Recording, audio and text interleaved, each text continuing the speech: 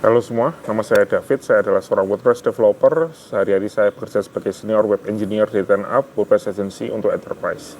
Di video ini seperti biasa ya, seperti setiap minggu saya update project-project yang saya lakukan. Minggu kemarin update-nya cukup asik sih sebenarnya. Jadi saya masih di 3 project yang sama. Cuma di sini kok ramai sekali ya. Oke, kita update aja, singkat aja deh ya kali ya. Oke, untuk project A sih nggak terlalu gimana ya, masih sama seperti minggu yang sebelum-sebelumnya. Kita sudah submit untuk functional requirement untuk redesign salah satu website mereka dengan menggunakan Gutenberg, dan itu belum di-approve sama mereka, jadi masih nunggu. Tapi di functional requirement ini kita berhasil mengurangi biaya dari sekitar 120-an jam menjadi sekitar 60-an jam. Tapi tentunya bukan dengan desain yang sama ya. Jadi kita simplify desain yang ada, yang terlalu kompleks kita jadikan lebih simple. Komponen-komponen yang sudah ada di website mereka yang saat ini sudah mereka gunakan, kita coba reuse di sini dan kita gantikan desain-desain baru dengan desain yang sudah ada di website mereka. Jadi bisa berkurang cukup banyak, tapi tetap tampilannya tetap dinamis dan tetap cantik. Semoga mereka bisa approve ya, dan kita bisa mulai jalan, karena mereka pinginnya itu launch kalau nggak salah Agustus atau akhir Agustus gitu ya.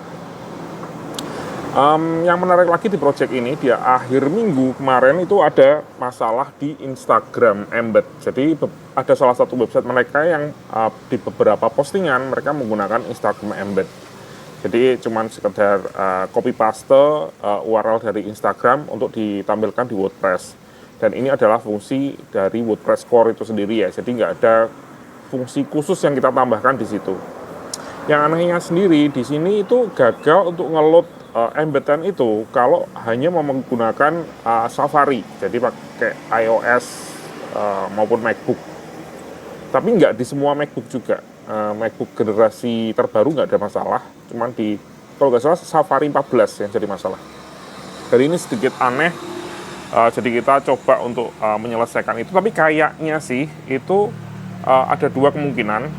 Yang pertama memang dari Instagramnya aja yang error, karena kemarin Senin itu dicek lagi sama project manager kita dan katanya sudah aman gitu. Di MacBooknya dia sudah bisa di load gitu. Jadi agak sedikit aneh sih ya. Entah ada updatean dari Safari atau updatean dari Instagramnya. Ya, ada kemungkinannya dari Instagramnya itu yang memang bermasalah, atau ada masalah dengan websitenya yang kemungkinan hubungannya dengan script dari luar. Misalnya kan di website itu menampilkan iklan ya, kemungkinan iklannya itu konflik sama scriptnya Instagram juga kemungkinan bisa, walaupun itu di dalam iframe, jadi nggak, kemungkinan besar sih dari Instagramnya sendiri yang bermasalah. Tapi itu cukup ribet sih ya menurut saya, karena di akhir minggu, dan kliennya bilang kalau itu adalah halaman yang cukup penting buat website mereka karena trafficnya cukup banyak gitu ya. Tapi ya semoga minggu ini sudah nggak ada masalah dan cukup aman.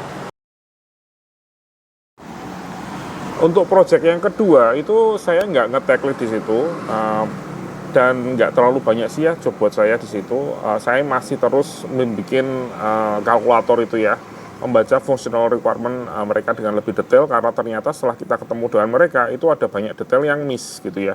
Karena mereka punya test manager sendiri, di mana saya nggak bisa diregisterkan ke sana, karena yang register ke sana itu cuman pakai email perusahaan mereka. Jadi sistemnya copy paste gitu, dan ada beberapa copy paste yang belum disampaikan gitu, jadinya requirement-nya itu ada sedikit kurang lengkap. Dan setelah saya baca requirement lengkapnya, itu agak sedikit konflik dengan requirement yang saya baca sebelumnya gitu ya. Jadi saya harus cari solusinya seperti apa dan menanyakan lagi kepada klien jelasnya seperti apa gitu ya. Untuk proyek yang ketiga, proyek build, ini cukup menarik ya, karena progresnya sudah cukup oke. Jadi minggu kemarin tuh saya menghabiskan waktu untuk menata ulang functional requirement yang ada, dan juga beres-beresin semua back-end, semua front-end, sehingga semua align. Dan ada beberapa masalah di situ yang kita harus mencari solusi, dan mungkin harus nambah beberapa jam ya di situ ya. Misalnya banyak sekali elemen-elemen di sana yang menggunakan dark background. Nah, dan ketika menggunakan dark background itu ada beberapa versi dari dark background tersebut, sehingga misalnya kayak button atau komponen-komponen yang sudah umum ditaruh di banyak lokasi itu harus bisa tampil tetap cantik ya, walaupun ada di misalnya background yang gelap atau background yang terang. Jadi kita harus mungkin menambahkan opsi di misalnya di blok-blok tertentu untuk ada dark mode mungkin ya. Nah, tapi nanti kita lihat hasilnya seperti apa.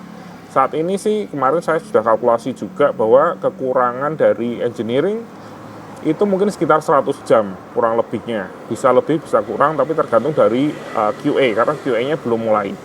QA itu adalah quality assurance. Jadi sebelum QA itu kan totalnya kemungkinan sekitar kurangnya sekitar 100 jaman.